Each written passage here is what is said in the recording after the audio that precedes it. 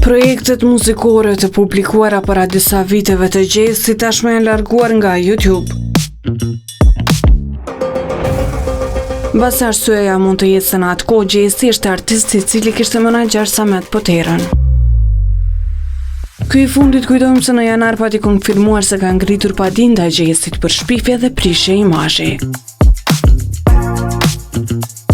Gjesi, gjatë rrëfimit të tij në Big Brother VIP, pati thënë se ish menaxheri i tij, Samet Potera, ja kishte vjedhur 100.000 euro.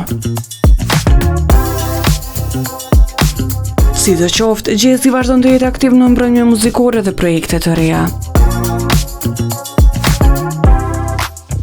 Ai ka nisur zyrtarisht një kapitull të ri në karrierën e tij muzikore duke qenë në menaxhim të Bonart Ajvazit, i cili njihet gjithashtu dhe si menaxheri Yll Limanit.